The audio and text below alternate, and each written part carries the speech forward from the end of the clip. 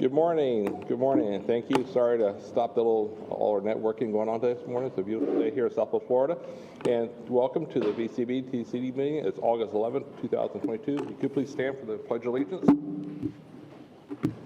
I pledge allegiance to the flag of the United States of America and to the republic for which it stands, one nation, under God, indivisible, with liberty and justice for all.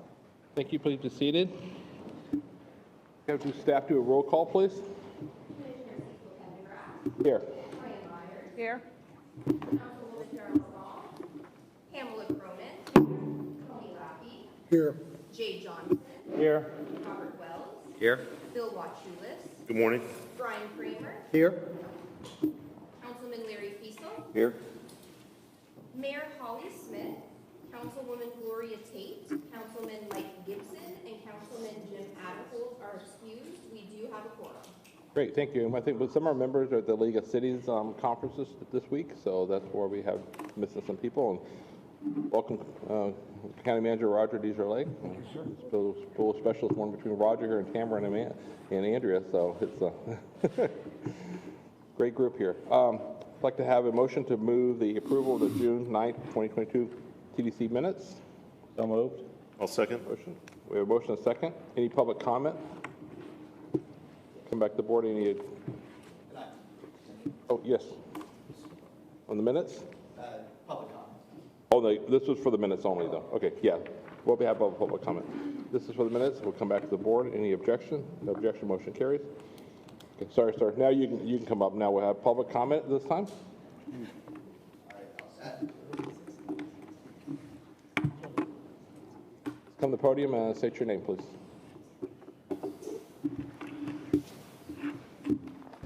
Good morning. I'm Andrew Kurtz. I'm the president and CEO of the Gulf Coast Symphony. I just want to take a moment to thank the TDC for their support of the local arts and culture communities in Lee County. The Gulf Coast Symphony is the second largest performing arts organization in Lee County, with thousands of visitors and residents alike visiting us.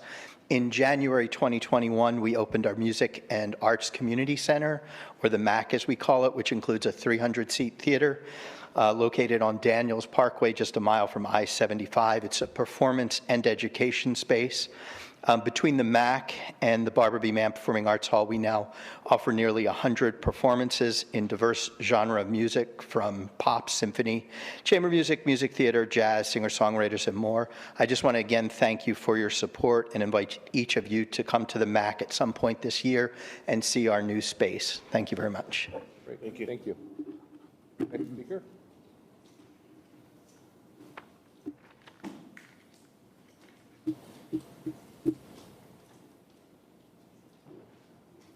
Chairman, my name is Allison Charney-Hussey. I'm the Executive Director of CROW, the Clinic for the Rehabilitation of Wildlife on Sanibel. And I would like to echo the comments of the prior speaker in thanking the TDC for their support of CROW over the past several years. We, as the only wildlife animal hospital in Lee County, service not only the island of Sanibel and Captiva, but 80% of our patients come from off island, and many of our visitors come to CROW, learn about CROW through the Visitor Education Center and the funding we receive from the TDC, become members and help support our cause to put wildlife back into our wonderful community, which then draws more folks back to Lee County. So again, thank you for your support through these many years. We could not do what we do without you all. Great. Thank you. Come on up. Good morning. I'm Beth Oliver, Vice President and Director of Sales and Marketing with Offshore Sailing School. And I wanted to share some good news that we've received in the last month. Our President and CEO, Doris Colgate, is going to be inducted into the National Sailing Hall of Fame in November.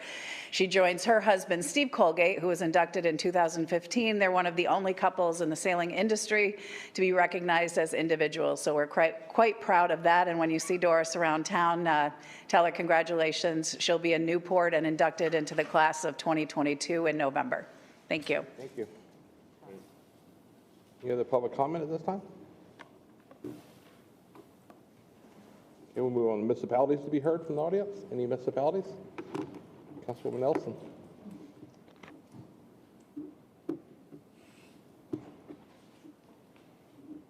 Hi, everyone. Excuse me, Councilmember Jennifer Nelson, City of Cape Coral, District 4. I'm here on behalf of Gloria Tate, who had another engagement this morning, and I did not go to the League of Cities so I could stick around and hang out with you guys. So thank you for having me. I wanted to give a quick update on municipalities, and I apologize, I'm still recovering from retina detachment, so I'm going to read like this. Our Go Bond progress continues at 7 of our new and existing neighborhood parks that are currently under construction. Groundbreaking for Yellow Fever Creek Preserve was held in late June. Ribbon cutting for a new and improved Gufrida Park will take place in September. Improvements include the addition of a multi-use path, sidewalk, playground, shade structure, and pickleball courts. We have lots of special events coming up, some unique, some of our first-time events. My personal favorite is a Mom Prom, which is happening on September 17th at the Cape Coral Yacht Club. We also had our annual Red, White, and Boom event on July 4th, which was insanely hot and attracted nearly 40,000 people. It was a beautiful fireworks show. Our team did a great job. We also are getting ready to kick off Concert in the Park at Four Freedoms Park on Saturday, October 1st. And our first bike night will actually be before this group meets again on Saturday, October 8th, I believe. In addition, we have several old favorites like our Veterans Day Parade coming up and our holiday boat along. We have Cape Music and Arts Fusion event on Saturday, November 12th, and a reindeer run and 5K on December the 10th. And we just wanted to say thank you to the TDC for your support. We know that you all have awarded us some grant money for some improvements to our park, in addition to our potential very small shoreline erosion project that we will be having at the Yacht Club Beach. Thank y'all so much. Great, thank you. Any other cities to be heard? Okay. We'll come back to the council. Report of Tamara. All right, good morning. It's hard to believe we're almost in the middle of August already. We did not meet with you in July, so I'm going to share both the May and June bed tax report. May bed tax came in at $4.45 million, down slightly, down 1.6% from 2021, but a very significant increase over 19, of course. Same with June, $4.67 million, down 3.3%, but a significant increase over June of 19. For the year to date, we're at 56 million, almost 2 million, up 31% over the same point in the fiscal year last year. So we have 3 months of collections left. So there's no doubt in my mind that we will beat last year's number and have another record-breaking year this year. In terms of occupancy, this is the month of May. Occupancy was down. ADR and RevPAR were both up. And for June, occupancy was down, ADR was up, but RevPAR was down. Again, if you compared those to 19 numbers, those are all improvements over 19, but down a bit over our pent-up demand summer of 21. In terms of key data dashboard, this is the vacation rental performance. You see a very similar situation, a decrease in occupancy for May, impacting RevPAR. And for June, also a decrease in occupancy and a negative on the RevPAR for June. Traffic at the airport, down 11% for May and 21% for June. And but like us, year to date, they are seeing an increase, just over 6.4 million passengers. This is calendar year to date, so on the positive there. I have 2 new staff members that I have the pleasure of introducing to you today. I'm going to lead with our market intelligence analyst, Her name is Dr. Roberta Azzori, and Roberta, maybe you can stand up for those who are here. I'll read a little bit about her. She will be providing strategic analysis and insight regarding our Lee County tourism performance. We've got a number of projects she's working on, but this analysis will guide our budget spend and business decisions, and also the way we communicate with the public. Roberta earned her PhD in hospitality management from the University of Central Florida's Rosen College of Hospitality Management, and prior to joining the VCB, she was a professor of hospitality and tourism management for 10 years. She has also consulted for several hospitality companies, governmental entities, and nonprofit organizations, and has spoken at numerous international conferences throughout the world. She is a native of Sardinia, which is an island off the coast of Italy. She speaks Italian, Spanish, and English fluently, and we are super excited to have Roberta on our team. So please welcome Roberta.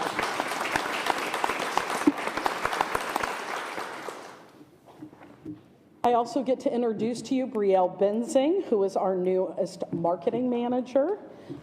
Brielle, also here behind me, is in this role. She will help us coordinate at various events, including the Tourism Annual Meeting, our Lee County Days with the spring training teams, as well as industry and community education initiatives.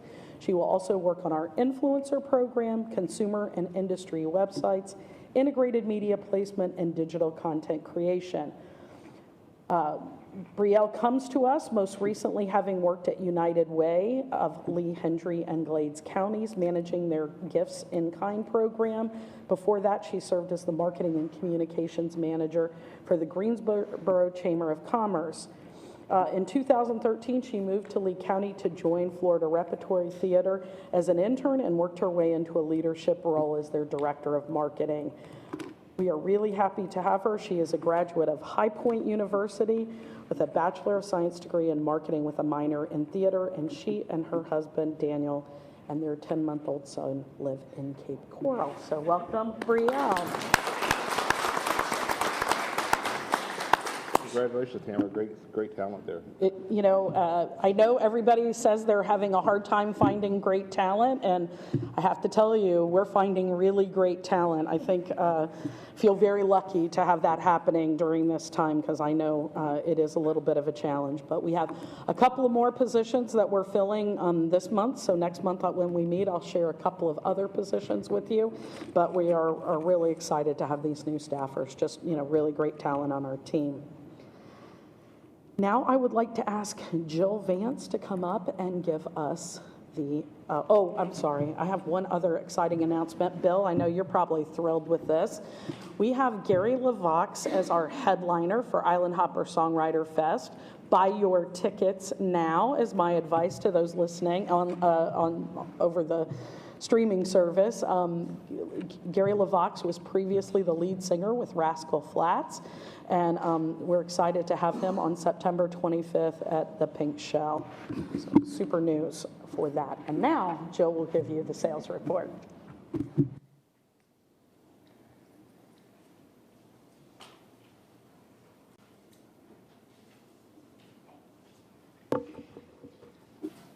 Good morning, Council. I'm Jill Vance, Director of Sales, and I am happy to announce that as of the end of June, we have attained 4 out of our 7 sales goals for the fiscal year. The 2 goals that we are behind pace in are the number of FAM attendees to the destination. We have been successful conducting individual site tours for meeting planners and travel advisors, but they continue to be hesitant to take part in a group FAM, which is why our numbers are lower. Also, wedding leads sent are behind pace by quite a bit. We still need to keep in mind that we are rolling over some very high numbers from the height of the pandemic when everybody seemed to want to get married. But compared to the same time in 2019, before COVID, we are only 28 leads behind pace. And I am confident that wedding leads will be increasing, and you'll see why in just a moment.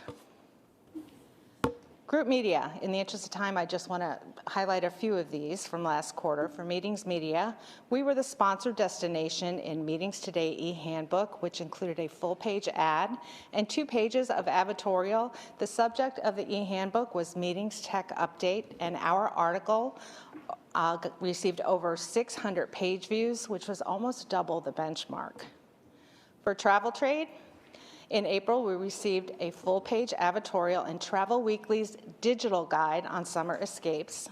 And this was launched in conjunction with the destination education that Jennifer conducted on their live webinar. Over 800 travel advisors registered for the webinar, and the digital guide received almost 4,000 page views. And now for Weddings Media. We now own over 130 breathtaking images and hours of video B-roll, thanks to an amazing package with bridal guide that included a fashion editorial photo shoot. And I want to give a big thank you to our partners who helped host the shoot. For the September-October issue, which was just released, and I believe Fran is circulating this right now, we are on the front cover with 8 editorial pages, which features the photos from Cassia Bell and Edison and Ford. And then the November-December issue, which will be released on September 20th, will feature another front cover with 8 editorial pages, and photos of the Pink Shell and the Westin will be in that issue. So needless to say, I'm certain this will generate many more wedding leads. All right, sales activities for last quarter. On the top, is Erin with Tamara Parker from the Marriott Sanibel Harbor at the Helms-Briscoe Annual Business Conference. For those of you who don't know, Helms-Briscoe is our top producing third-party meeting planner. This was a 2-day reverse trade show with over 1,200 attendees. And we also were able to geofence this show and deliver display ads to the attendees during the conference and for 1 month following the conference. The click-through rate on the desktop banner ad was 3 times higher than the benchmark.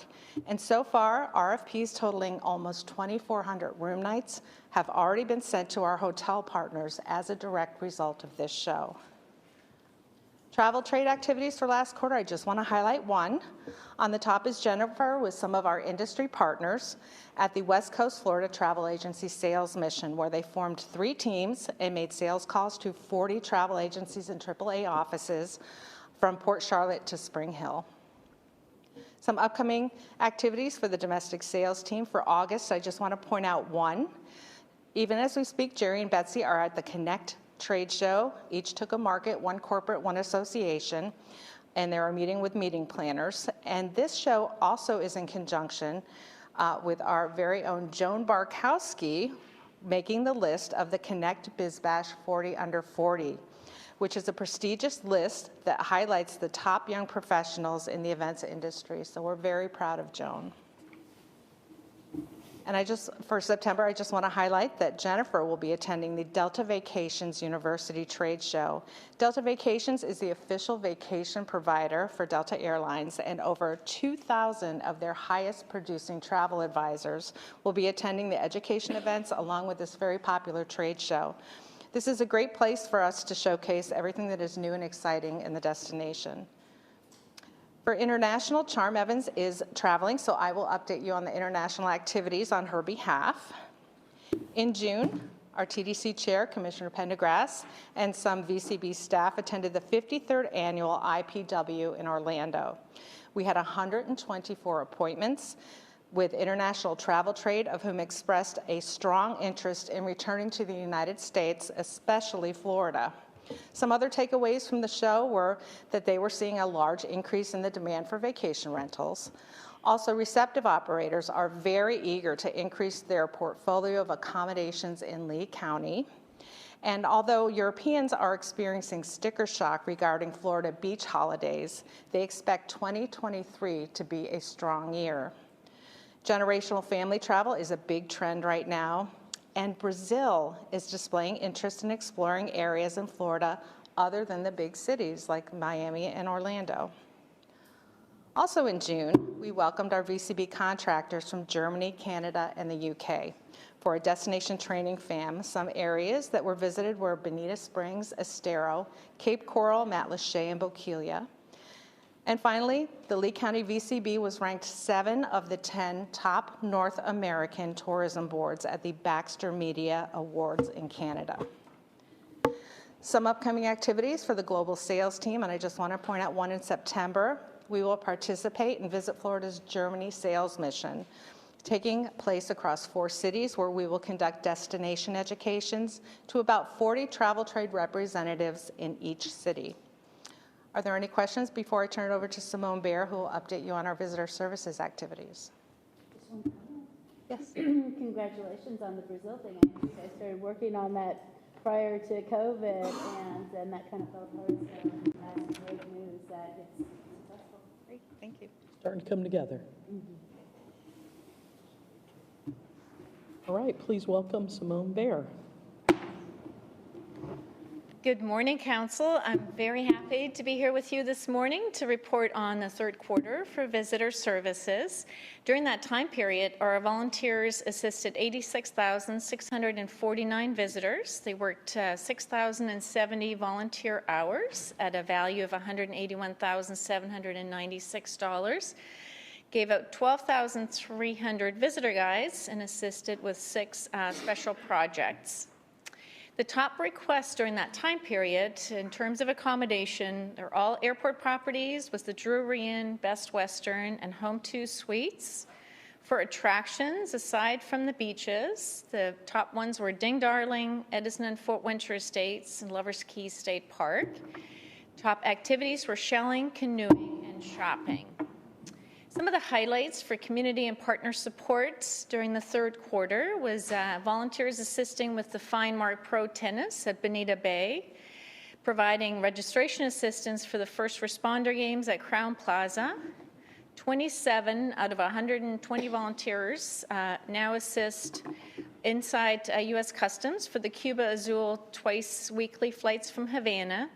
This is in addition to the 3 weekly flights Eurowings Discover comes in from Frankfurt. They also greeted the Breeze inaugural flights from Charleston and Vegas. And I just want to highlight briefly our volunteers who provide multilingual customer service assistance. This is inside U.S. Customs, as well as our international booth at RSW. And we recently came across this Facebook post that appeared in a German Florida fan page where the visitors had never been to Florida before they arrived at RSW for the very first time, and were incredibly surprised and pleased to be greeted by German-speaking volunteers who not only helped them get through customs, but then provided them with excellent information on what to see and do while they're here on vacation, and essentially planned their entire vacation for them. We also just received a really lovely note from a customs officer who was extremely grateful for our volunteers' assistance inside customs. Just recently, a flight of 269 passengers came in from Frankfurt, and unfortunately, only one customs officer was available to process all of them, which took well over 2 hours, and our volunteers entertained people while they were in line, talked to them, made sure everybody was organized. So by the time each person came up to that one officer handling the entire flight, everybody was still in good spirits. So they were very appreciative of our volunteers, which of course we are too. Celebrated National Seashell Day on June 21st. Visitor services staff dressed up as a manatee and a dolphin, and our volunteers got to hand out shell necklaces to all arriving passengers that day. And we do know how to have fun. During the third quarter, our volunteers were busy attending various destination education training sessions. We're at the Edison and Fort Winter Estates, Players Circle Theater, Twin Waters Island Resort, as well as the Luminary. And a big thank you to our industry partners for hosting our volunteers. They thoroughly enjoy it, and they always learn a lot about you. Looking ahead, we're very excited to be hosting the 22nd Annual Elaine McLaughlin Outstanding Hospitality Service Awards, the E-Awards, on September 8th, and sincerely hope that all of you will be able to join us. We do have 552 nominees this year, which we have the honor of recognizing for providing exceptional customer service and going above and beyond. Also, our volunteers actually just yesterday attended were in Cape Coral and got to visit Sunsplash as well as the Fairfield Inn and learn about both. Are there any questions for me before I hand it over to Ray Saraceno, who will give you the communications Any questions? report. I have a comment too. Tamara, did you want to say something? Well, I'll let you go first, sir. So thank you for bringing this up, and thank you for recognizing the volunteers and for the visitors. Myself, Ben, and Carol, and Brian a few weeks ago, traveled to Frankfurt for a Eurowings meeting. And let me tell you something, the difference, I'm sure some people have been here flying international. Picture me, Brian, and Carol, and Ben running through the Frankfurt airport for 3 hours, trying to find our gate. We came across, I think, how many dozens of employees that either A, couldn't speak any type of language with us, communicate with us, and had no idea where the airport information was. We could find no one providing services for us. It was just a total disaster. We get off the plane here at RSW, it was night and day. We got off the plane. Before you even got through customs, you saw 3 to 4 of the pink shirts, the volunteers. They're greeting you, they're smiling. You can just see the difference between the people on the plane when they got on the plane in Frankfurt compared to here, our airport. And now you will know why people come here. What a difference of a destination. What a different experience it is to leave Frankfurt and then come here, and we have so much more. So within 3 minutes, we had people, probably saw 7 employees that obviously could provide assistance. They were helping people out as they got off the plane, answering questions from where to go as far as customs or rental cars or what it was. So again, Ben, thank you for having out there. Thank you for all the volunteers, because it does make a difference, so, when you travel. And people will always remember that, you know. Yes. And just to add to that, I think the customs staff so much appreciates what the volunteers do. Yesterday, they had a little celebration with them, had them in we'll call it a potluck. I guess that's the right thing, but they literally had all the volunteers who work in customs in to say thank you to them. So just that relationship, you know, it affects the visitor, but it also affects our local customs agents. They're grateful for the service that's being provided. Simone, as always, you know, top-notch job out there, and thank you for all they do. They're amazing. They are. All right, with that, we'll welcome up Ray Saraceno. Ray's going to give you the communications update. Hey, good morning to you. First off, I'd just like to give a little shout out to my communications team, Jackie Parker, Miriam Dotson, and Annie Banyan, who couldn't be here today. Very hard workers, and they've been carrying a lot of the load, so I'm grateful to kind of walk into something that was so well-greased, well-oiled machine. So we'll just start off with our impressions. Number of impressions are looking really good. We're almost at about 2 billion, which is up 23% from the previous quarter. And talking about coverage, we've had a great few months of coverage, and it continues to look better and better. Particularly pleased with June 21st, which was National Seashell Day. Fox Weather interviewed Dr. Jose Leal from the National Shell Museum, and he just hit it out of the park. He did a great live shot, a long one, a couple minutes, and so much so that they sent a reporter out to Sanibel to cover it for the rest of the day. So they actually had a team out there. They did 5 hits throughout the day and a long package, and I think the links to those are in your package. So local coverage remains strong, doing well as far as our PCB columns. They're in regularly, and they've been very generous with space and with artwork and on the pages, so we greatly appreciate that. So the destination continues to earn rave reviews in publications throughout the world, really.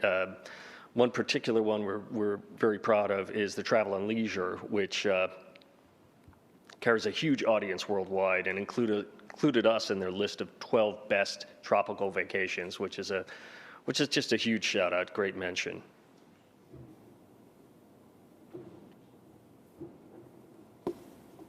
So again, shout out to the partners we work with, which is everybody. We really appreciate the cooperation we have and the assistance we have greeting journalists and having them here with us. Couldn't do it without you. And we've had a couple good press trips, particularly during that period. We had Lauren Jarvis from the UK, who she's a freelancer in UK, but very well read, huge reporting, and that was part of a partnership with Visit Florida, which we greatly appreciate. They had her down here, and we wouldn't have known about it without them getting involved. So thank you for that. So conferences, again, exciting times, especially coming on the heels of COVID, which I'll stop talking about. But travel restrictions, I think once they were loosened, allowed us to attend a number of events throughout the region. And bottom line for us is we're pushing to get more coverage. So everyone we talk to, every journalist we discuss this with, and talk about the destination is a good opportunity for us to get coverage and possibly get them here to talk about our destination. Press trips, we've had also a good number of press trips. Probably again, a Visit Florida partnership, but probably the biggest one for us they're all hard work, they're all important, they're all good.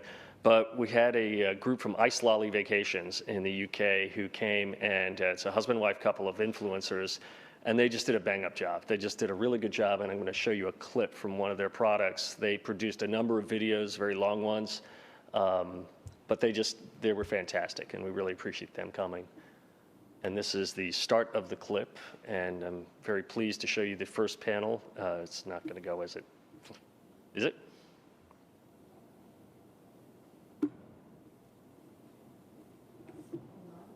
One moment, please.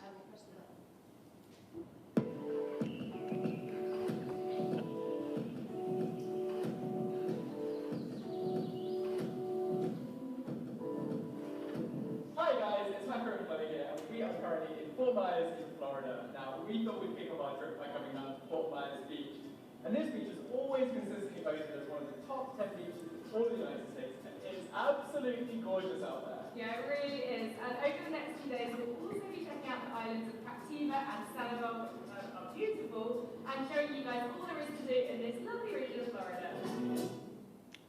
So that's just the first 30 seconds of the clip. It's a 5-minute clip, and it's just fantastic. They covered the area. They got everybody, as many as we mentioned, in there, and just really, really hard work. Much appreciated. Okay, and coming up, we have a number of individual press trips. It's busy season for us, so we're staying on top of that. Probably the single biggest one is during Island Hopper, we are going to have media, international and local, or international and national media on the ground during the entire event, covering different aspects of it. And naturally, that's a huge thing for us, as well as our Shellcast podcast, which is going to be relaunching in October. So look for a feature episode about Island Hopper in the beginning of October. Just finished filming Songs from the Sand, which is going to be shown Thursday, the 18th. So you'll see that coming to social media channels.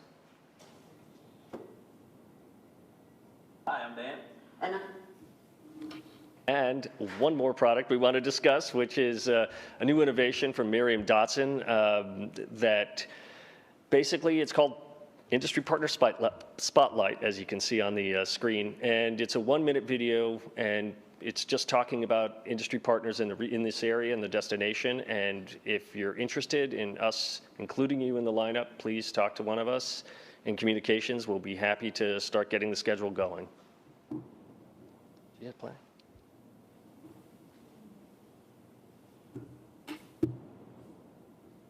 Hi, I'm Dan. And I'm Marie, and we are here in downtown Fort Myers, Yacht Basin, right next to the beautiful Caloosahatchee River, and today we're going to show you the nautical tiki cruises. The tiki boats are just, they are a perfect combination of fun and relaxation. You bring your friends, you bring some beverages, you have fun, it's easy for onboarding and offboarding. We want to see you both in the shade and outside of the shade, and very importantly, we come in the bathroom. And when you go on board, you will see you can take the lead beat on our TV. Yes. They want to see the big houses, they want to go see the big boat, they want to go see an island, and we just cruise around and have fun.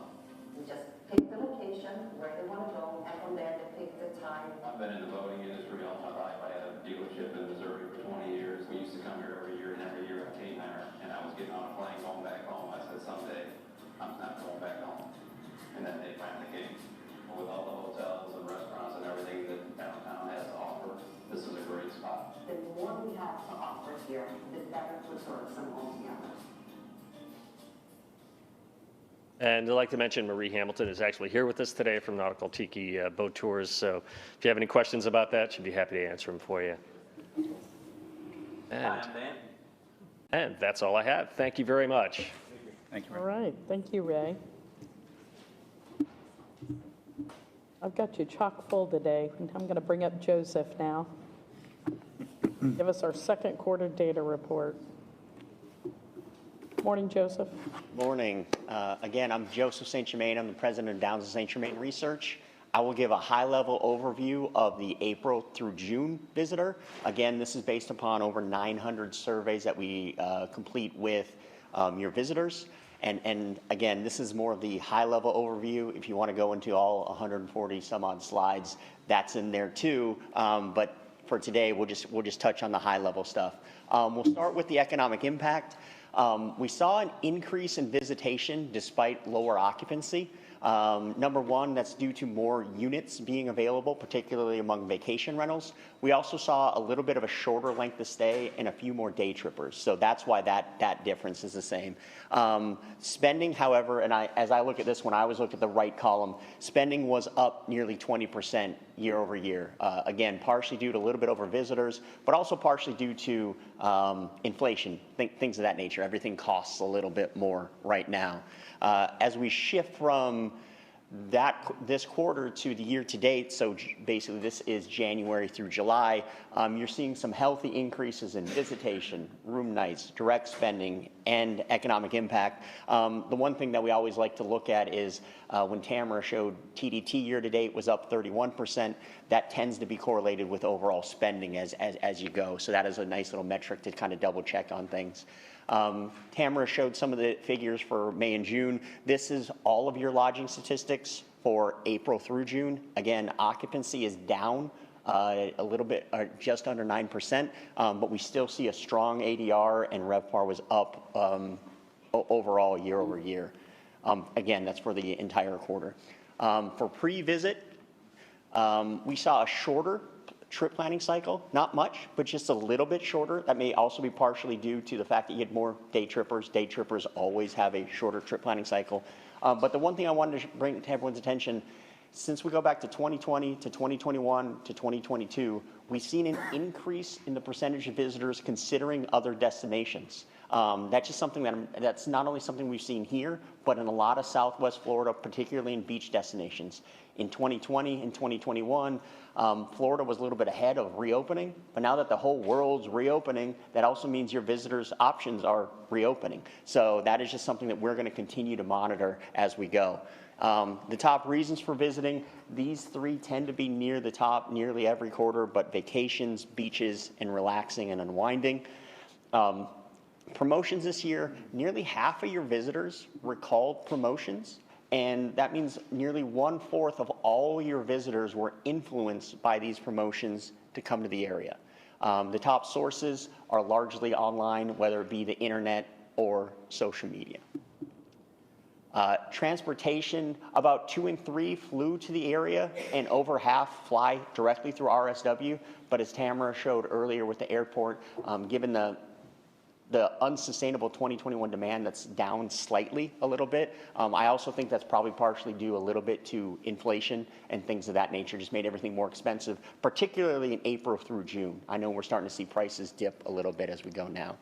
To give you a sense of your profile, we did see 10% of your visitors travel from international markets. That only is not an increase from last year, but it's also an increase from January through March. So that upward trend of international is going up. It hasn't reached pre-pandemic levels, but it's good to see that up in general.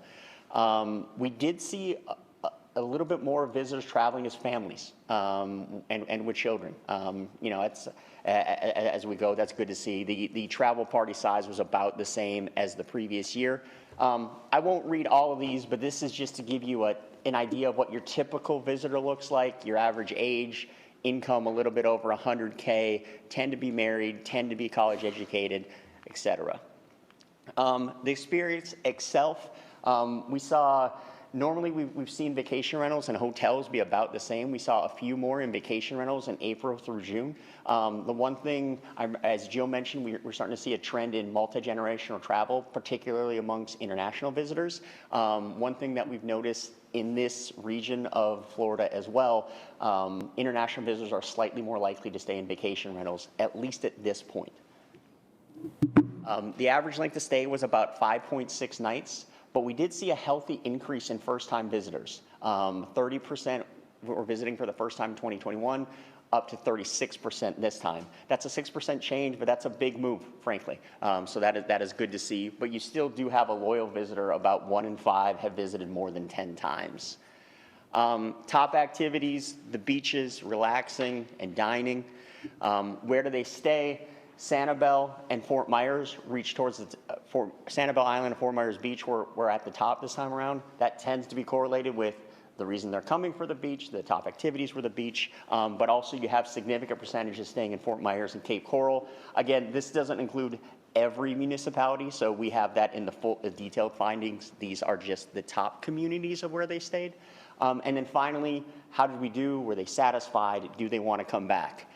These metrics were largely the same as last year. 95% are likely to recommend the area, which is great to see. Anytime that's above in the 90s, that's good. 87% are likely to return, which is about the same year over year. And then 59% are actually likely to come back next year, which is actually an increase year over year. So that was good to see. The one area that we did see a little bit of a dip in wasn't satisfaction overall, but the percentage who were very satisfied with their overall visit and very satisfied with customer service. We saw a slight dip in that this quarter. That was also correlated with higher prices at the time, and those are two things that tend to go. The higher the price, the harder it is to reach satisfaction. I see some nodding from some folks who understand that as well, but it's just something that it's kind of those two, as those move, they tend to move with each other. But overall, not bad figures. At the same time, we did have a quarter where we saw it go down, so that's something we'll try to monitor as we move forward.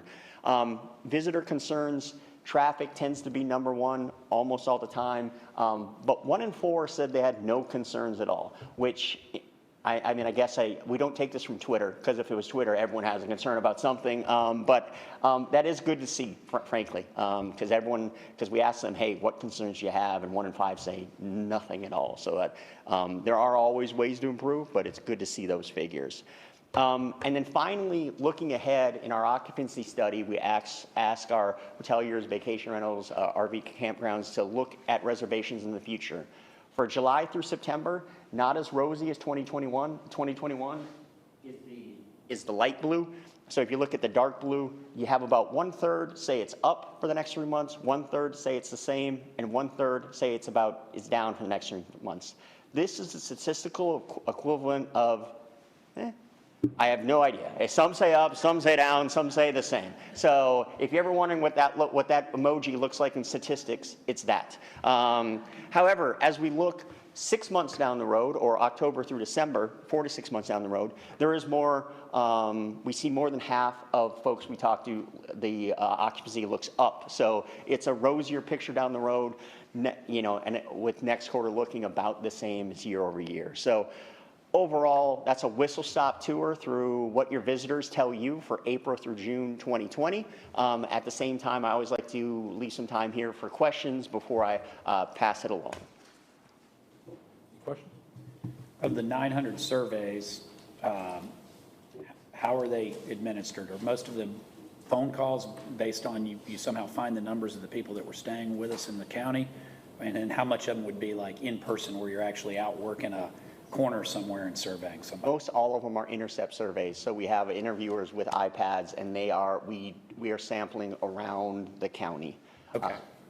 And we've talked about that before. Do you hit the same spots around the county so that you have like comparative data year to year? So I'm assuming somebody that would answer the question in Captiva would be a lot different than somebody that would answer the question in, let's say, Bonita Springs. Correct. We have basically some quotas that we shoot for each. As you can imagine, it's not like 102 versus 102, but it's always equitable throughout the county, and that's based upon previous data, and then something that we revisit each year or so to make sure those sampling plans are about the same.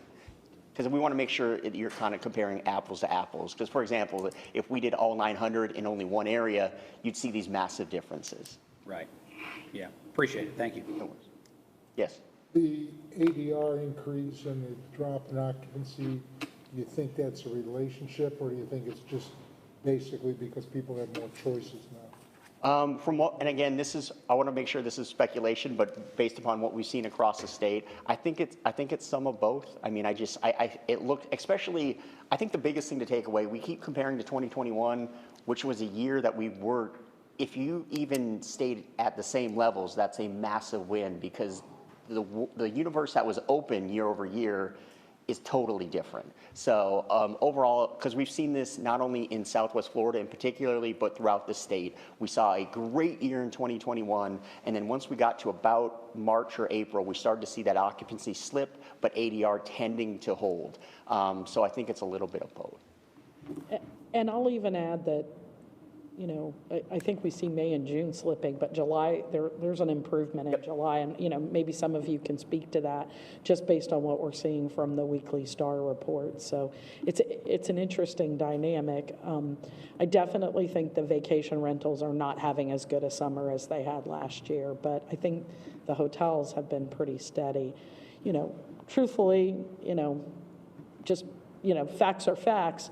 There are less planes arriving at the airport, and that means there are less visitors coming to our area. Most of those planes have visitors on them. So at the end of the day, you know, that I think that's impacting us as much as anything else. I mean, I know certainly high prices and inflation are affecting some of it, but I think at the end of the day, it truly is air capacity that is probably having the biggest factor on how visitation goes. Yeah, especially with, you've always had a high percentage of your visitors flying to the area. So I think that's a good point, Tamara. I think you can see people, I mean, you saw the numbers in May and June where people are pulling back a little bit, occupancy going down, rates staying up. But when you come to July, I think people pulled back, but people watched what the weather was. I mean, this Saharan dust has been a blessing for us with no storms. So, you know, it's really helped July be a big difference to 21. El Nino, good for us. Yeah. Well, I think also too, you see yes, air traffic is impacted because the number of flights that are coming in are down, but you get that offset a lot by drive market because people are still afraid to fly because they don't know if their flights are going to get canceled. You hear horror stories all day long of, you know, my flight got canceled and I got moved out. So if I could fly and take the chance that I may not be able to get back, or if I can fill up my car with gas, even though it's expensive, it's cheaper still than flying, and get in my car and drive somewhere and know I can get home at the end of my vacation, I think we've seen a lot more drive market. I've been in my hotel, we've just stayed constant throughout. It hasn't stopped at all. And rates are holding incredibly high. And it's a lot of drive market people that have just decided that it's easier to drive somewhere and stay on vacation and be able to get home than try to fly and battle the airports and whether I'm going to get canceled or not on my flights. Well, and even in Simone's statistics, you saw that the top the hotels they were asking about were all immediate to the airport. That's canceled flights and such. I mean, you know, the flight challenges, and I'm sure all of us have been caught there. I spent an extra night in New York on a trip this summer because I didn't make my connection. You know, I think, you know, those challenges are affecting everybody. And you're right. If you're taking a whole family, maybe you want to do drive instead of fly. The other thing that, I don't know if you're seeing it too, or Tony, but the travelers, because they're coming, but they're pulling back on where they're spending, like Wave Runner rental, spa, it's pulled back some versus what we saw the first 4 months. So, you know, oh, my 401k just lost $100,000. Oh, honey, you're not going to the spa. So I think that's what we're seeing too. So.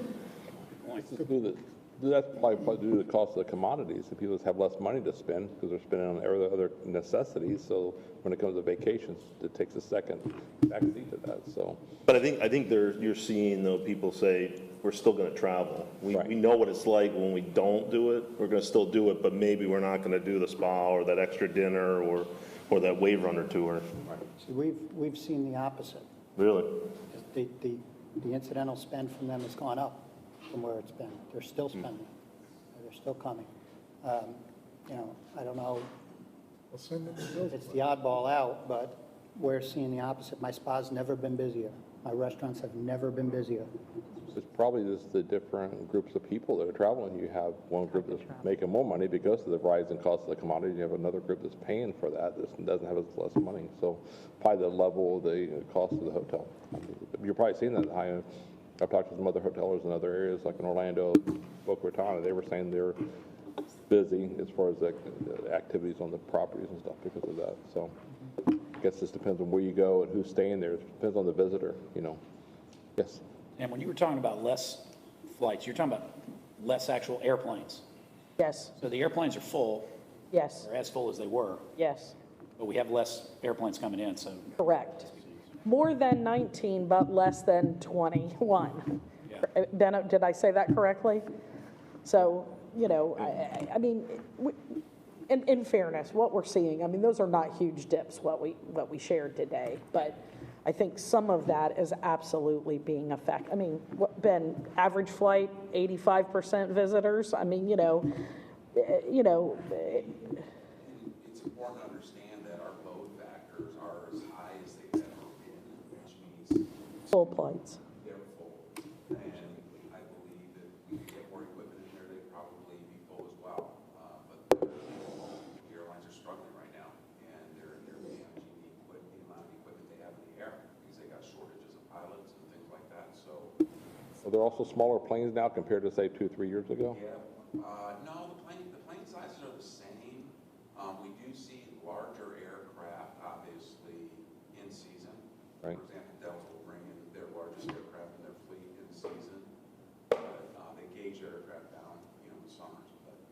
But if I'm not mistaken, though, when you look at the flight or the passengers that have come through the airport, we're down compared to last year when it was crazy, right? But compared to 19 and any year prior, we're still setting records. Right. So it's not that the airport is suffering, we're still doing better than it ever did outside of pre-COVID. And if you remember, last year, we were like, in terms of airport recovery and flight, number of flights, exactly. And so some of this is just That was a roll-off from a COVID. normal market adjustment. Maybe that's the right way to say it. And but- Throw out last year, we're still beating any record that we've ever had. Correct. Yeah, because last year you had the roll-off from COVID, people were stuck at home, they wanted to travel. Then you had other people that were just moving, just exiting the north and moving here when their luggage and bringing their toothbrushes and saying, we're staying here. So we had a lot of one-way flights too. And you see that, they were staying in hotels waiting for their house to be built. We have a lot of those people, literally getting off the plane, going to the first sales center, buying the first house they could find just to get away from up north. So you don't have that now because that's already occurred. The ones that are here now are here, and there's not as many coming from up north for that reason now. It was the domestic, it was pretty much 100% domestic that we were dealing with in 2021, and now we have the international thing that's coming into play, which has impacted, where travelers' options, if you will. So for those that couldn't hear him, he was saying, last year was 100% domestic, and now, some of those planes are being shifted to the international markets, and of course, we're getting some international air service as well. So, I think we're going to have a hard time to have a year we can compare to. Will 21 be the year we compare to, or will you have to, I don't think so. Will it be 22? Probably not. Probably 23 we'll see things get, a more normal pace on things. But, we're in an interesting time. Well, I just got, my team's at the STAR conference, and STAR just came out with the projections for 23, 5.7% RevPAR increase over this year. So they're projecting another very good year, so. All right. Any other questions for Joseph? All right, thank you very much. Thank you, Joseph. Okay, great, thank you. Next will be Jeff Milkey. Thank you, Mr. Chair. Good morning, Council. Today we're going to be talking about April, May, and June for our sports tourism efforts. In April, we had a good April. 7,000 hotel rooms filled, 10,000 visitors with a $3.1 million economic impact.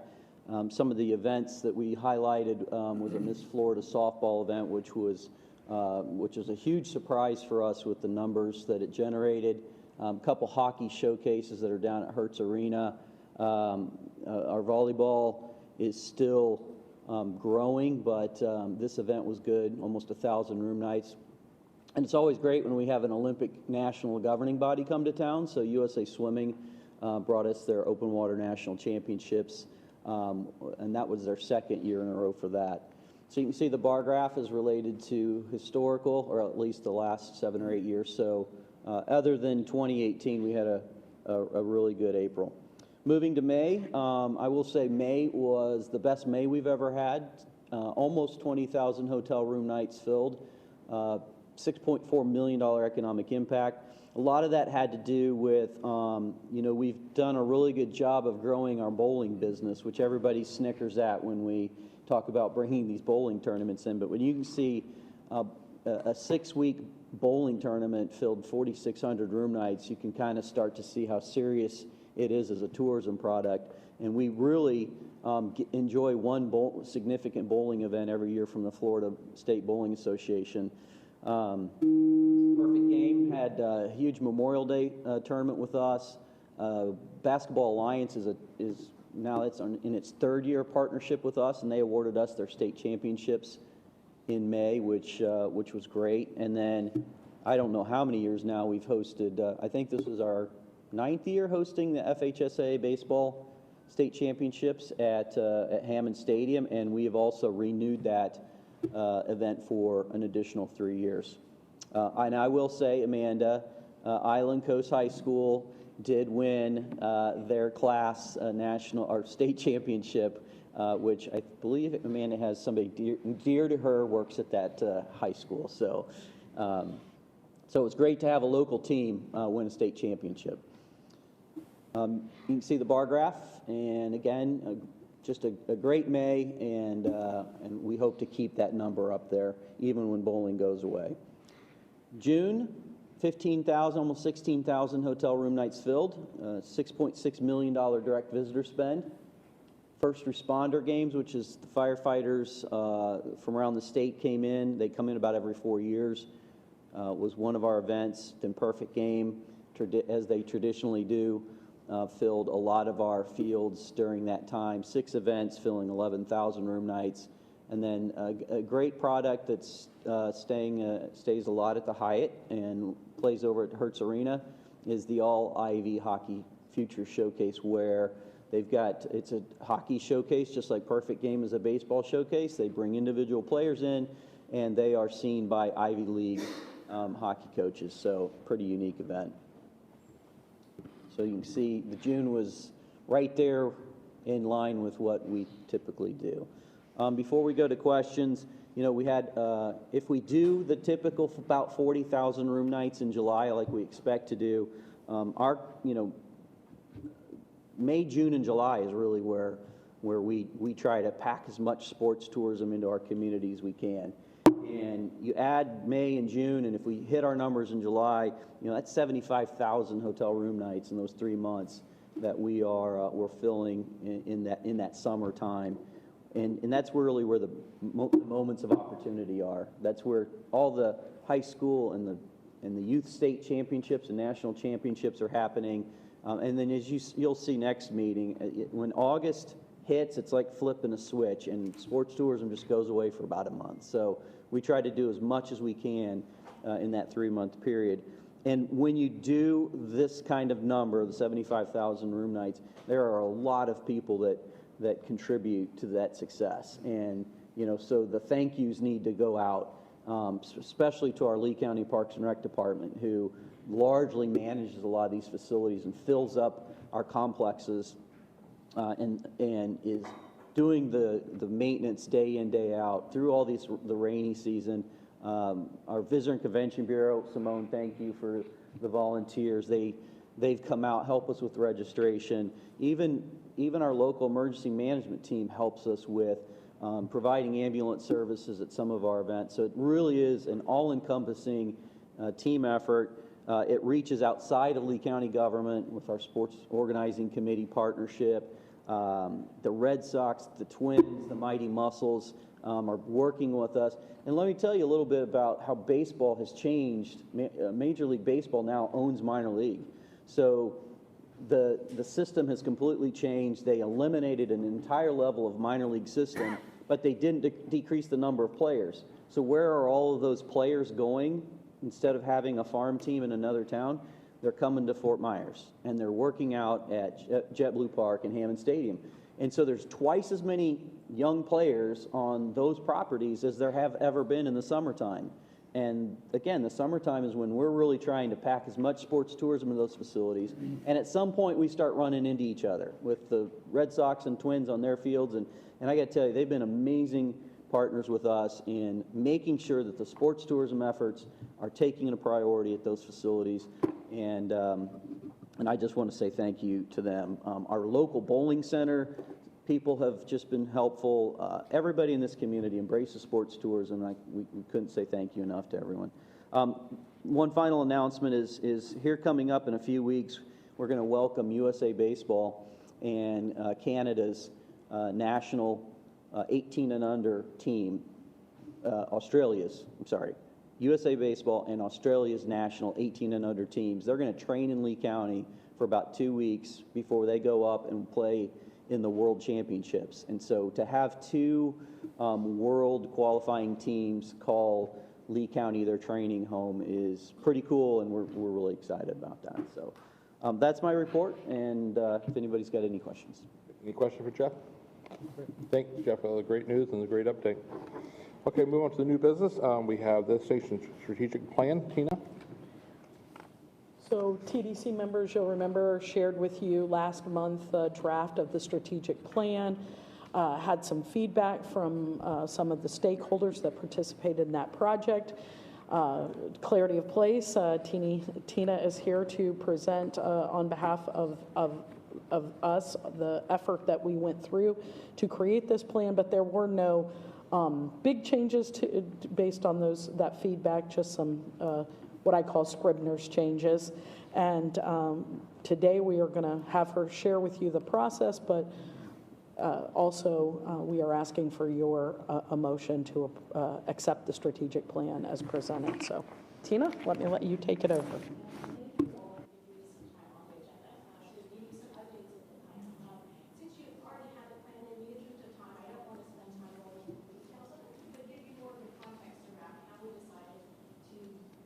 How we decided to build the destination strategic plan and work with Tam and her team, and then gives you some highlights of some of the recommendations. When we started the planning process, and as you heard from the great reports from the different staff members and the different department heads, we knew that we were coming into a destination that had a solid foundation. If anything we can say about the VCB is that they really know how to leverage and use the tourism vertical to create benefit for their community. From the work that Jeff has done in sports, from the reports that Jill had given you about the sales efforts, from the communications with Ray, from working with the visitors and making sure that our guests feel welcome when they get here. The VCB has shown that they know how to leverage the tourism economy to bring up those expenditures that Joseph reported on, and be a good steward of them. So taking all of the resources and the revenues that come from the tourism economy and expending them back into their program, looking at different initiatives and ways to keep this virtuous cycle of the visitor economy going. We also knew, and as we were digging into the project, recognized that the VCB is moving into that other M of destination organizations, not only working on the great marketing to get the visitors here, but looking at the ways that they can have an impact beyond just the tourism vertical and have an impact on the community. So being a good steward of the resources and making sure that their impacts go beyond and support the county's efforts to get ready for that millionth resident coming here. So knowing that we were starting from a position of strength, our approach to building the destination strategic plan worked around seeing where the destination is at the time, kind of marrying that with what we're seeing in the industry and what we know that the visitor industry, the tourism and hospitality industry is facing as we get to that new normal after the pandemic. We looked wanted to make sure that we didn't reinvent the wheel. So spent a lot of time looking at the great research that has already been done, looking at all of the great past data that Joseph has shared with us of why visitors come here and what they do when they get here. Looking at some of those insights that were built through the marketing and the new brand approach, that feeling and that emotion that draws visitors here. But then we also wanted to spend a lot of time with the staff, perhaps much to their chagrin, but knowing that Tam and her team are the experts. You know, we know destinations and we know what works, but they know Lee County. And so didn't want to build a strategic plan without tapping into their insights and tapping into their knowledge of how this destination works together. The last important element that I wanted to point out is just our time that we took to understand the stakeholders and the industry partners' perspectives.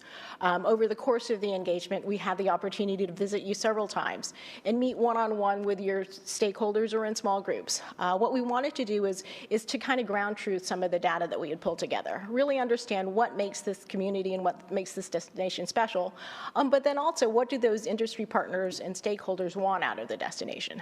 Because at the end of the day, while we attract visitors to come here to raise revenues and to build economic activity, at the end of the day, it's about building the quality of place of the community and how the visitor economy supports that. So wanted to make sure that we heard what your stakeholders and industry partners are saying and take that into account as we build the strategic plan. So what we found in the strategic plan, as you've seen in it, probably didn't surprise you. The differentiator for Lee County is the beautiful assets that it has, the beaches, the outdoor recreation, the water resources. That coupled with some great visitor services. Time and time again, that emotion, that point that stuck out as we were looking at what makes this destination special is that feeling that you get when you get here. Feeling because of the surrounding, but also the insights and the care that is given to the visitor, from thinking through what do you do for airplane passengers who are stuck in a customs area that's that's understaffed, to just those little touches that everyone notices, and as Simone mentions, they remember when they're here. We looked at the challenges and saw that those were mostly around that management part of things. How can the VCB, through its efforts, through its direct efforts, but also through asking for support and working with its industry partners, better integrate and connect the whole county as a destination, working on connecting the beaches with the inland communities, and then also looking ahead and seeing some of those, once we get to that new normal, what are some of those industry challenges that they can support and help with so that we can make the visitor economy as strong as it can be. So from these, looking at the strengths and the challenges, we identified 3 strategic opportunities for the VCB to lead its efforts going forward in the next 5 years.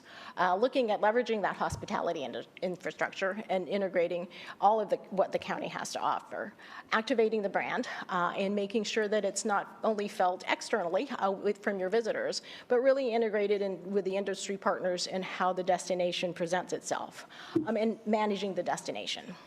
So in short, building upon the strong foundation to differentiate the destination and integrate it so that the visitor economy and the work of the VCB does continues to contribute to strengthen the county, not only for visitors, but also for residents.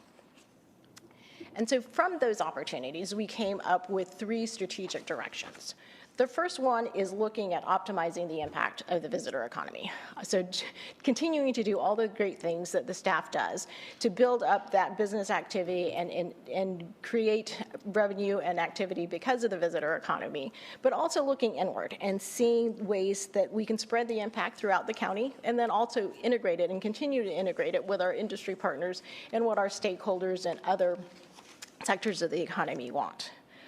The second revolves around place, taking not so much more ownership because the VCB is already doing this, but being more proactive, intentional about touting the VCB's expertise in what makes a great place.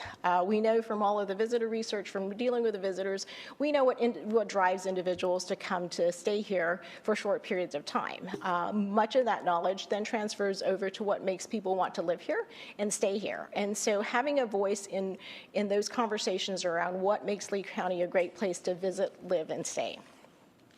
And then lastly, we called it destination adaptability, but this is our way of saying make sure that the VCB has the resources, the structure, and the skill sets to be successful in continuing to do the great destination marketing work, but then moving into more intentionally into that destination management field. So gave them some ideas of how to make sure that they are positioned for success. Lastly, to complement those strategies, what we didn't want to do is leave Tam and her team with a nice, pretty report and say good luck, but did some work, again, with the department directors to try to lay out some templates, some worksheets, some ways to track how they're implementing the strategies and how they're tracking the success of them. So that was a quick nutshell of the Destination Strategic Plan. I don't know if we have any time, but would be pleased to answer any questions you might have. Any comments or questions? Go ahead. Any questions for Tina? If you do, that's great, but if you don't, I would love for you to approve the plan as we've presented it to you. I'll make the motion to approve it.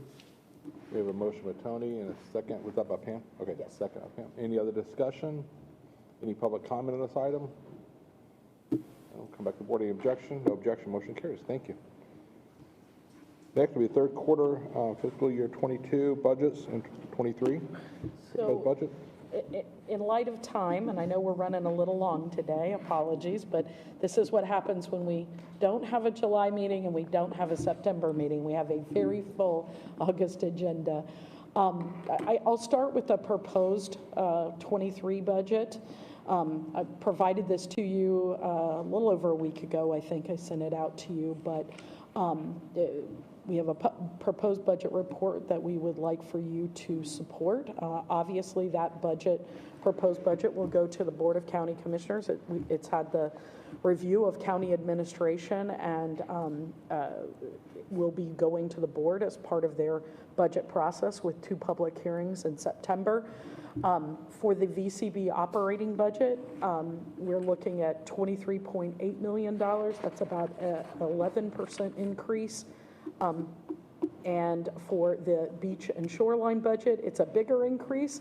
It's about a 40% increase, but there's a new position in there, or 75% of a position. In terms of the sports development budget, I don't want to speak for Jeff, but I think it's about 4% increase. And I'm happy to answer any questions you may have. I haven't heard from any of you about it, but perhaps you have some questions. In terms of the VCB operating budget, the biggest portion of the increase is a $1.5 million additional allocation to marketing and some allocation in our promotions budget. And of course, a couple of positions that we're adding, two positions within the operating budget, a portion of that coordinator handling the beach and shoreline program and assisting with product development as well. So, Rob? To fund that and keep advertising and all the other things the same, what did you base the, is that to match like 2019 levels of bed tax collections, like base the bottom line on that? Not based on budget, on bed tax collection, but based on operations more so in terms of, what we felt we could accomplish in the year ahead. And that's how we landed on those things. Obviously we're knee deep in media planning. We just rolled out the co-op. We've identified most of the media placements that we hope to make for this year. We'll officially roll all of that out to you at our meeting in November, but we have a very solid plan for the marketing for the year ahead, and show attendance, et cetera. So it's a combination of what can we accomplish in the year ahead, and what do we have the resources to accomplish. Tam, where are we with personnel right now within the Bureau? Are we short by? We're lean, mean operating machine, and we haven't added any positions in a while. And, as that budget grows, then that means there's more responsibility on each one of those individuals. So we're really talking about adding 2 full-time positions as part of this proposed budget, a full-time marketing manager, a full-time product development coordinator would assist with the 3 funding programs, but also product development as a whole, and then a part-time intern that will help our fiscal team. Bigger budget, more expenditures, more to do.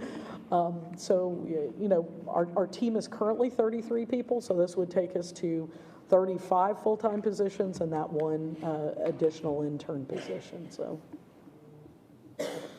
But the other 33 are fully staffed though right now. Correct, well, you know. You have 1 or 2. Right, we have a few I mean, I think by the time we get to, I won't say fully staffed because you know what happens the minute you say it, then you're not, but pretty close. Rob, did you? Yeah, I know the Visitor and Convention Bureau has always been an excellent steward to the funding that the hotel partners have provided. So I'd make the motion to pass the budget as planned. I'd second it. We have a motion and a second. And any public comment on this item? Come back to the council. Any other discussion? Any objections? No objection. Motion carries. Thank you. Next, All right. we have the formalization of the events marketing funding. Real quick, where does that put the reserves? Reserve number continues to grow, as outlined in the proposed budget report that we presented to you. Current reserve estimate at the end of the fiscal year, the proposed, based on the proposed budget, would be 60.9 million. So here. I know. We're finishing this one first. All right. Okay. Before we move on, we also have presented to you the 3rd quarter budget reports. They're pretty much right on track. VCB budget's at 71%. The operating budget for beach and shoreline, the capital planning budget is at 71, I believe. And Jeff, I think you're at 65%.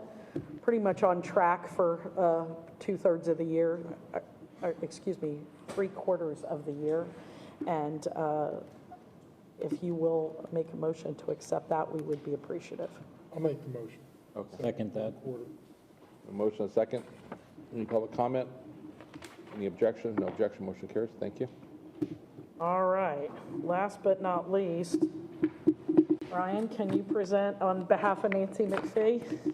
Sure will. Good morning, Mr. Commissioner, Mr. Desjardins, members of council, Brian Ossowski, Director of Marketing, standing in for Nancy McPhee, who could not be with us this morning. So I have 2 orders of new business. First up is approval of events marketing funding for fiscal year 23. The events marketing program funding proposed for next fiscal year at that time was $200,000. The subcommittee review workshop took place on June 9th, and the subcommittee reviewed 9 funding requests totaling $174,175. The subcommittee recommends funding of $156,400 as indicated.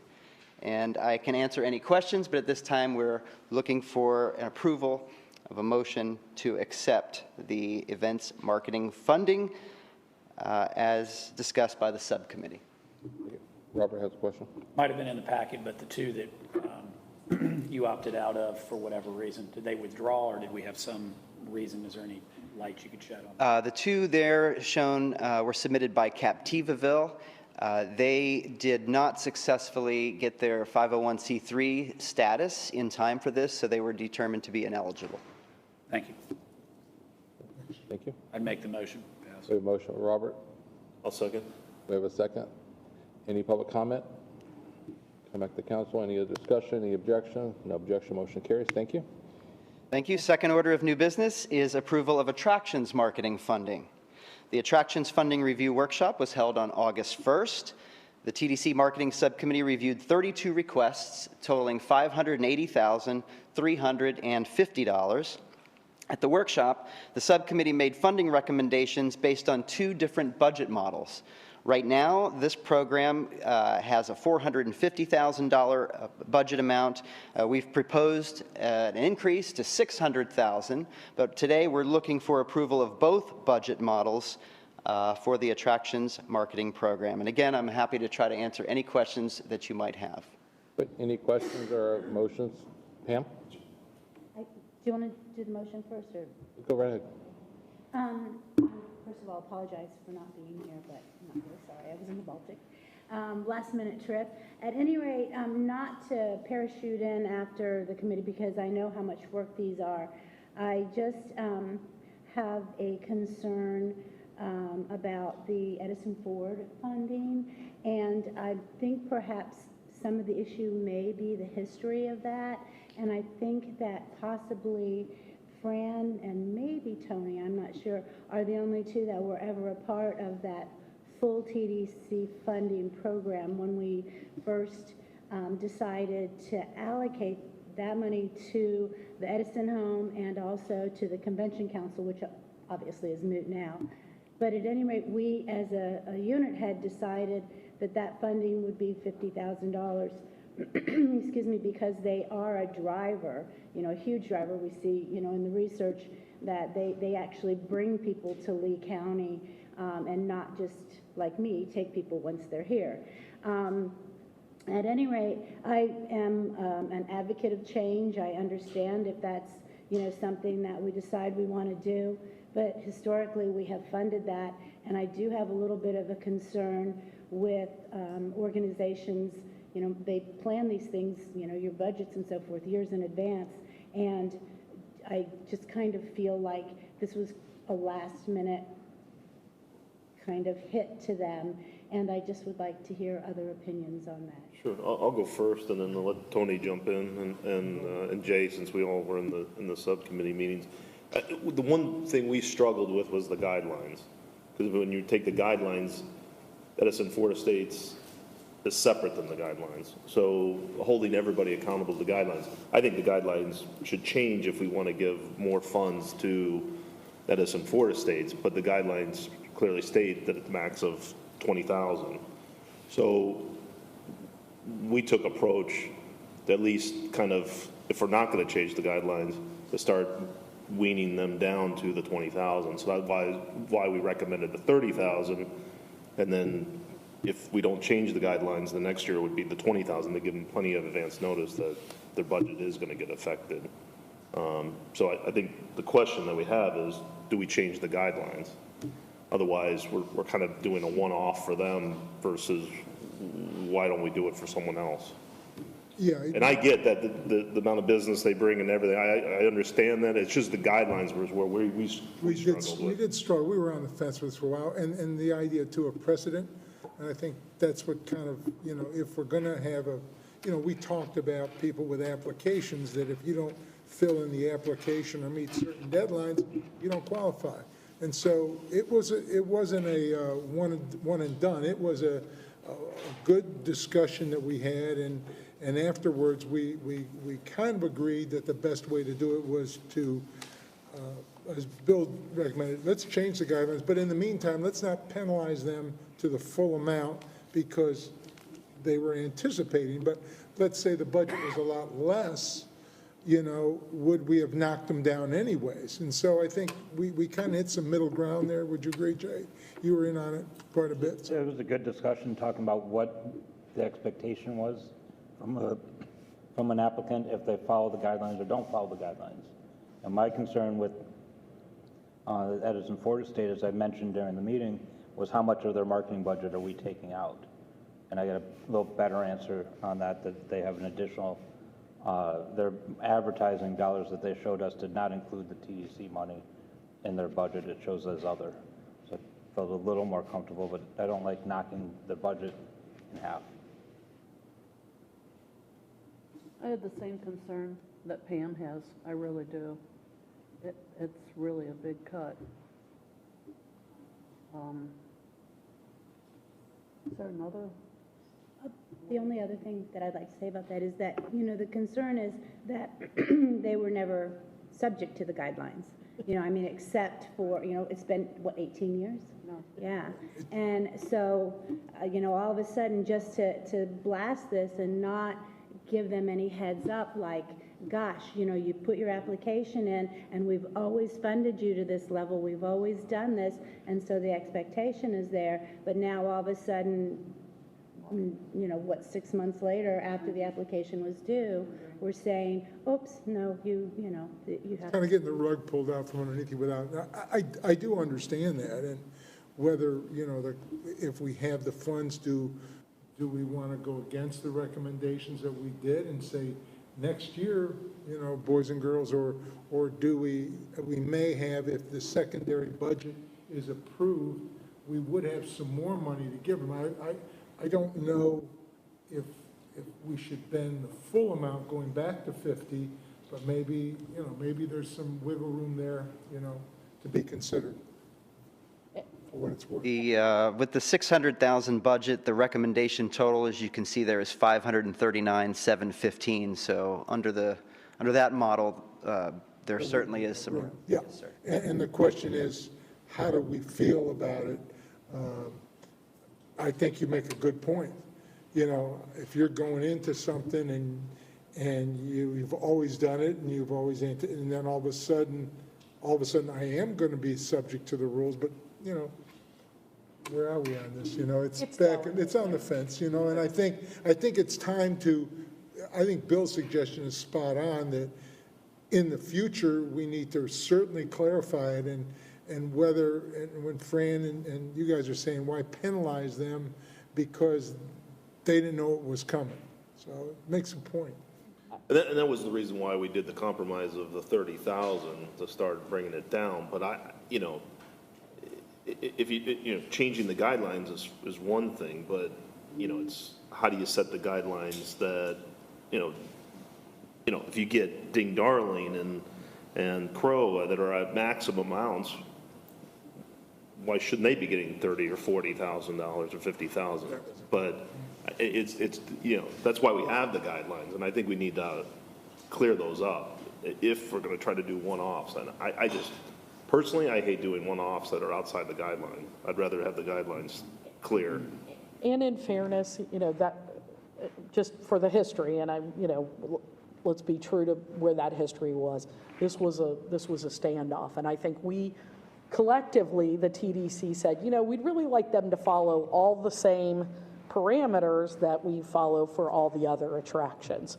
So we sort of said, we want to see your application look just like theirs. We want to see your report look just like the same criteria we're getting from them. But I think that component of, are they going to be held to that limit, that wasn't made clear to them. And I'm trying to be fair. I know where you're coming from.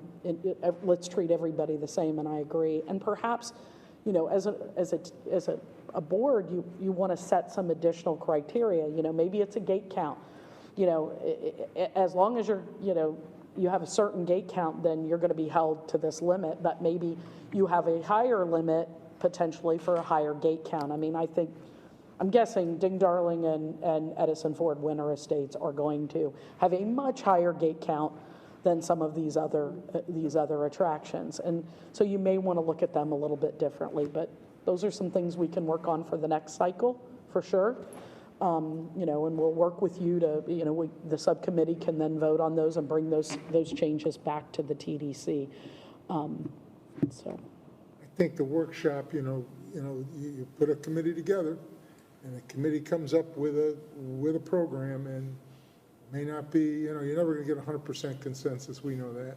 So I would suggest, and I think this has been a great discussion here, and, you know, like anything, it's a voice, and I think we hear it, and I think your point's good, but I think, you know, to support the committee and what the committee has done and come up with a recommendation, I think we need to support the committee's decision.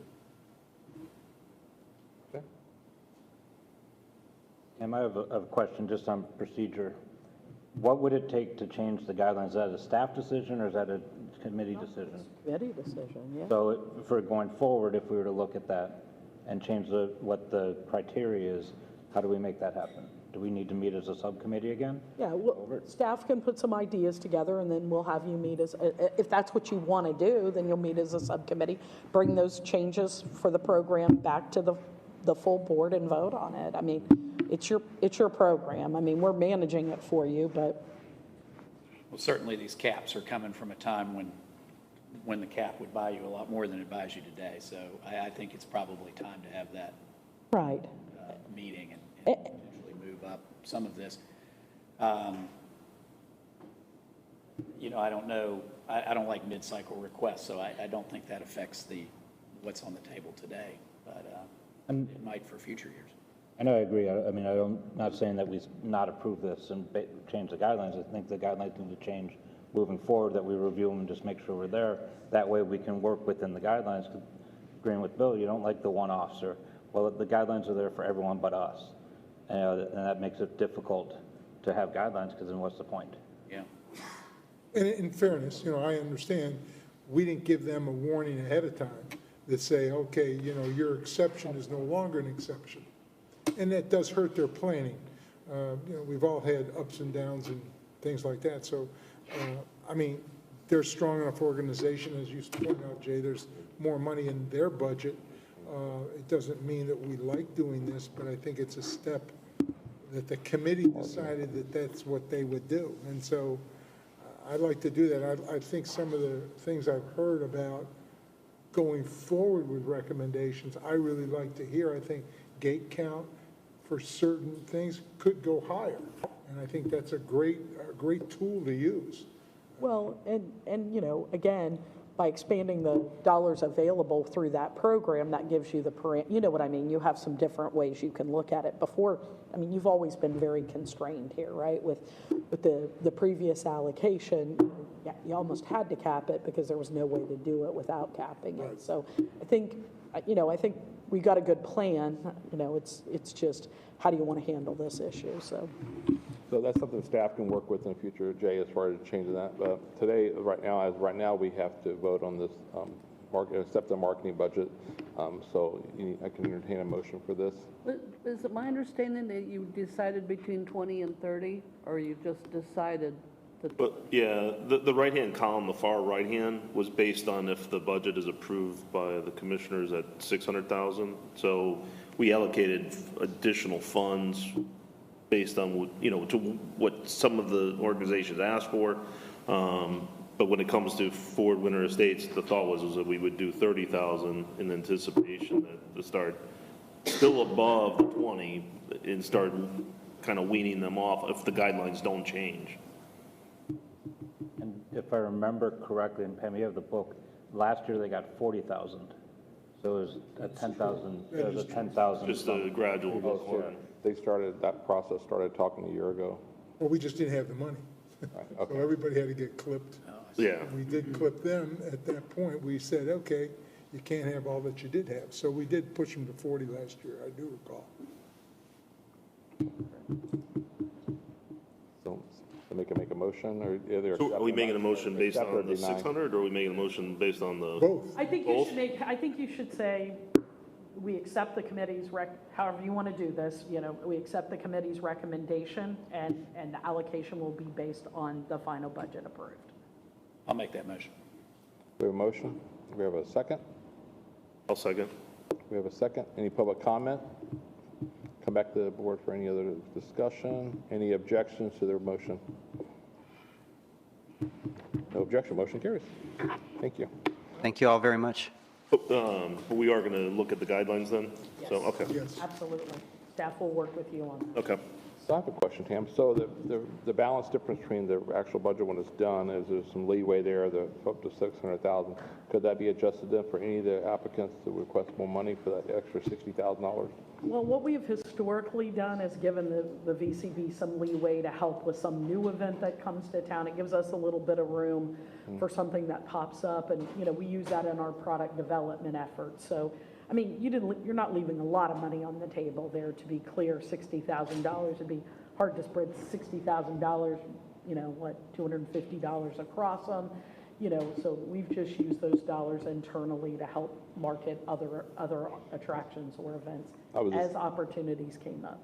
Just thinking outside the box, if they came forward later and said, our gate counts are this, and here's our information for our guidelines, and just wonder if that's something they could get more funding for that or not. I like that gate count. Yeah. Okay, thank you.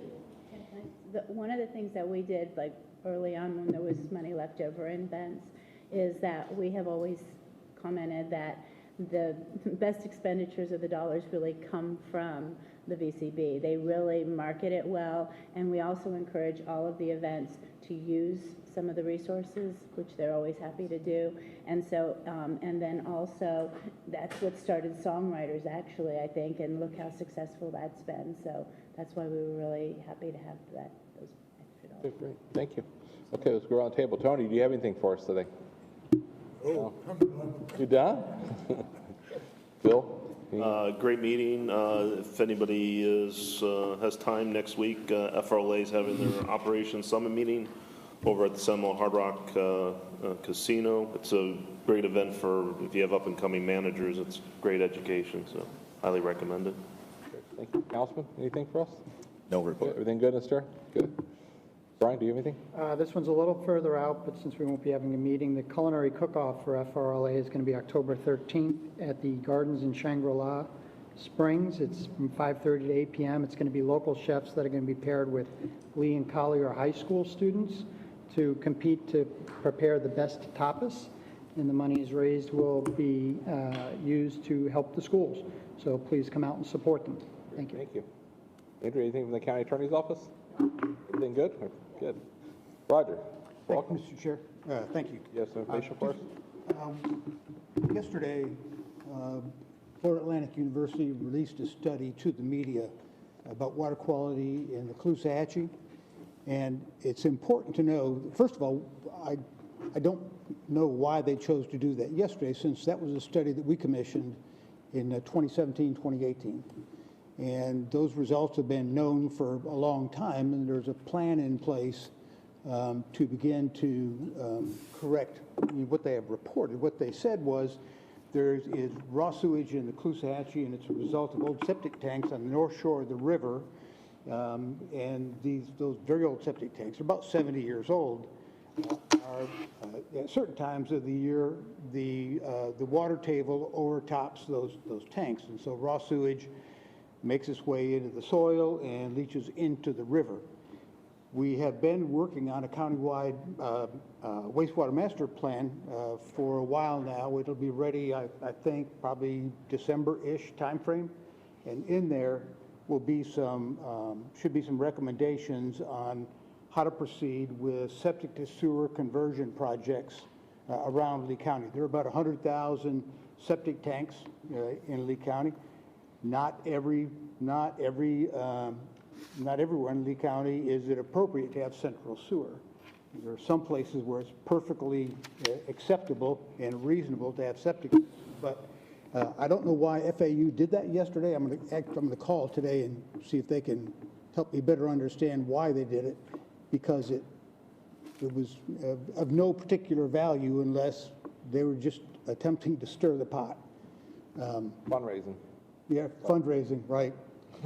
But what's important for you all to know is that the county commission, all of us, take this issue of water quality as seriously as anyone else. And there are projects that are approved by the board every year in conjunction with all of the partners that are involved, the state and the federal government and Water Management District and DEP and lots of others. So if you saw that report last night, it was there was sort of a footnote that it was from a 2017, 2018 study by FAU, and but otherwise, don't go in the water because it's really bad kind of story, and it was a little disconcerting. And yeah, so it's been a couple years out there, but now it's coming out, and you'll see people trying to use that effort to fundraise. Do they still never approach all the houses along the river that has raw sewage still going to the river, right? Because we have septic issues, but a lot of people don't realize, and some of the old timers here probably know, there's still homes along the river that still has raw sewage going directly into the river. There's no lift stations, so their sewer lines go from their house to the river. I know downtown off of Rhode Island, Providence, and Michigan Avenue, a lot of those homes still have 4-inch clay pipes. We've got the Billy's Creek. So you see high fecal matter, bacteria, human waste and Billy's Creek, and then the city's water plant treatment off of Riley Street behind Wink TV there, which nobody could get to because they can't use a drone because of the water treatment there. We can't go there.